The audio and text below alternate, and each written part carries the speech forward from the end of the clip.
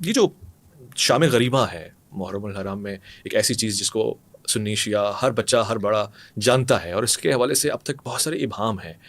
شام غریبہ کیا ہوتا ہے؟ کیا یہ باتیں جو سنی سنائی ہم تک پہنچی ہیں ویسے ہی ہیں؟ یعنی یہ اخلاقیات کے بالکل برعکس نہیں ہے کہ چراغ کا بجھا دینا اور پھر خواتین کا وہاں پہ ہونا اور مرد اور خواتین کا اخلاط ہونا اور اس کے نتیجے میں یہ تمام چیزیں.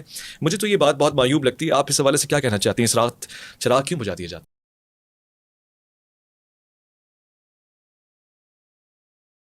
بسم اللہ الرحمن الرحیم.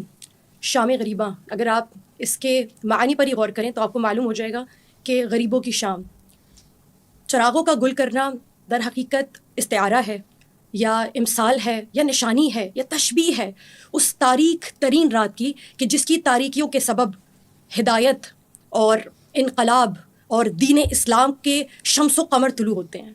در حقیقت یہ وہ شب ہے جس میں جناب زینب کبریٰ کے گھر کے تمام تر چراغ تو گل ہو گئے لیکن دین اسلام کی بود و باش ہوتی رہی. اس روز چیختی ہوئی بچوں کی آوازوں میں، چلاتی اور چنگھاڑتی ہوئی خواتین کی آوازوں نے سسکتے ہوئے اسلام کو زندگی دی ہے در حقیقت. اور یہ وہ شام ہے کہ جب تمام تر انصار اصحاب حسینی سید الشہداء بارگاہ عزدی میں تشریف لے جا چکے ہیں.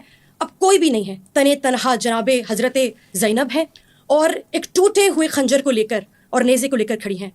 آپ کا سوال درست ہے کہ کوئی بھی کام اگر عیب دار لگ رہا ہے یا کوئی اچھا کام بھی ہے اسے غلط انداز سے پیش کیا جا رہا ہے تو وہ معیوب ہو گیا، لیکن یہ شعائر حسینیہ ہیں. اور در حقیقت یہ چراغ گل کرنا، میں آپ سے ایک سوال کرنا چاہوں گی. اگر کسی کے گھر میں کوئی فوتگی ہو جائے نا، میں نے دیکھا ہے بچے 2-2 3-3 دن تک کھانا نہیں کھاتے.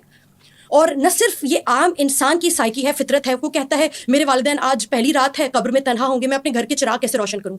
نہ صرف یہ بلکہ ہمیں تاریخ میں سنت نبوی سے یہ بات ملتی ہے کہ جناب امیر حمزہ کی شہادت کے روز جب رات آئی نا پہلی تو جناب رسول مبین نے چراغ گل کر دیے. اور صرف یہ نہیں، ہمارے لیے تو سنت نبوی سب سے اہم منبع و ماخذ ہے نا.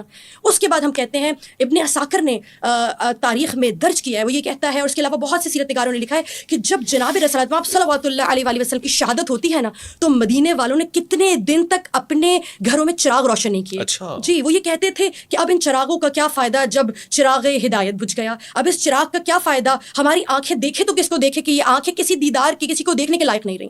تو یہاں سے تو معلوم ہوا کہ یہ کوئی بدعت نہیں ہے.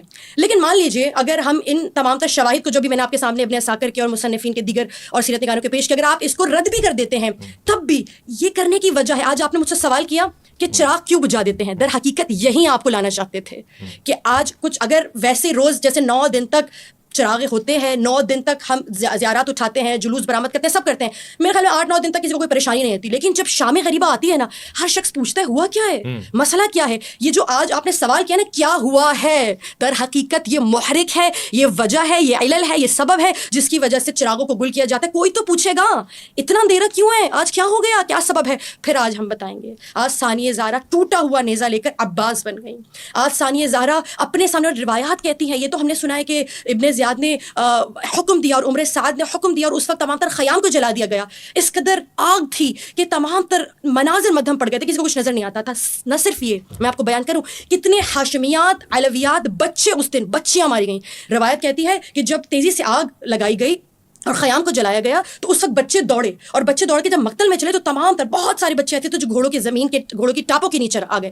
روایت کہتی جناب زینب عالیہ بھاگی، کبھی کسی گھوڑے کی ٹاپ سے کسی بچے کو نکالتی، کبھی روایت کہتی 9 بچیاں تھیں جنہیں شام غریبہ کے روز اندھیرے میں جناب زینب نے خیموں کی جلتی آگ کی روشنی میں جناب زینب نے قبریں کھودی اور انہیں دفن کر دیا. ان کا تذکرہ کوئی نہیں کرتا. آج آپ نے سوال کیا تو یہ تذکرہ نکل کر آیا. تو یہ شام غریبوں کی شام ہے تاکہ ان غریبوں کی شام، اس اندھیرے کو محسوس کیا جا سکے. ہر وہ شخص، ہر زیرو جو ہمدردی رکھتا ہے حسین ابن علی سے ذرا سی بھی، یقین کیجیے گا وہ ہمدردی اسے مجبور کر دیتی ہے پوچھنے کے لیے. اور ہمارا ان چراغوں کو گل کر دینا، بجھا دینا در حقیقت اس درد کو محسوس کرنے کے لیے ہے. یہ ہتھکڑیاں بیڑیاں گلے میں ڈالنا، یہ اندھیرا کرنا در حقیقت اس چیز کو محسوس کرنا ہے جو سید الشہداء کے بعد ان کی خواتین، ان کے بچوں پر جو کچھ بھی گزرا.